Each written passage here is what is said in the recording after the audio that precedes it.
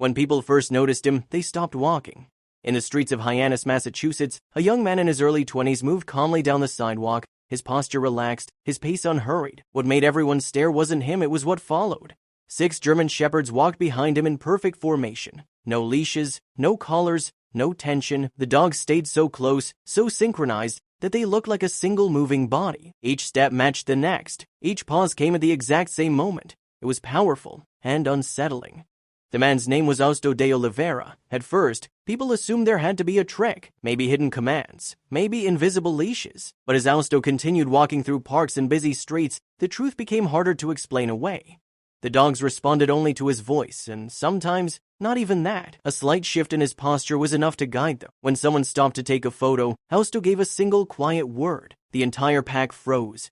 Cars passed, other dogs barked, children ran by. The German shepherds didn't move an inch. When Osto whistled softly, they fell back into line as if pulled by invisible strings. It was mesmerizing, and it didn't take long for curiosity to turn into suspicion.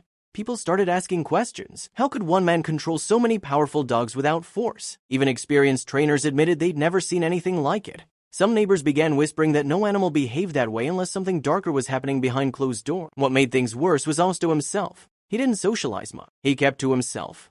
No visitors, no parties, just him and his dogs. When people asked about his training methods, he answered politely but vaguely. He spoke of patience, of time, of trust, nothing more. To some, his silence felt like confirmation. Rumors spread quickly. A few neighbors convinced themselves the dogs must be abused. One woman, known locally for rescuing strays, became obsessed with the idea that Osto was using shock collars or punishment-based control. She gathered signatures. She contacted authorities. Soon, the whispers became official. One afternoon, police knocked on Osto's door.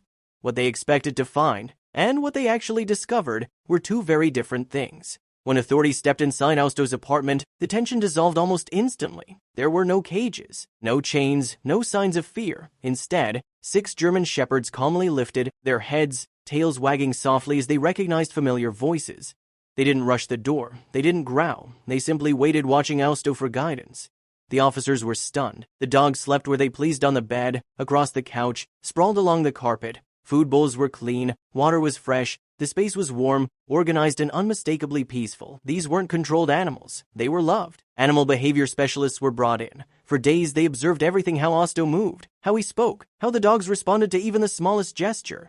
What they found wasn't abuse, it was connection. Osto didn't dominate his dog. He lived with them. He fed them, trained them, exercised them, and rested beside them. From the moment they were puppies, he treated them not as property but as family. Over time, the dogs naturally accepted him as their leader, the same way a pack follows the calmest and most consistent presence. The investigation ended quietly. All accusations were dismissed. What many people didn't know was Osto's past. He had grown up in Brazil on a farm surrounded by German shepherds.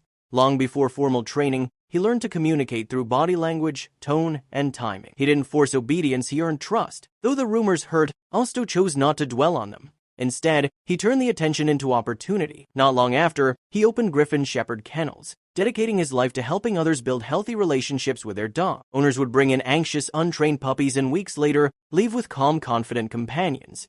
Osto never revealed every detail of his methods, but he did share one truth. Dogs don't follow power, he once said. They follow understanding. Soon, videos of Osto and his pack spread online. Millions watched in disbelief as he guided not just 6 but sometimes 15 unleashed dogs through busy streets, in Boston, in crowds, in chaos. And every time, the dogs stayed close, because they trusted him.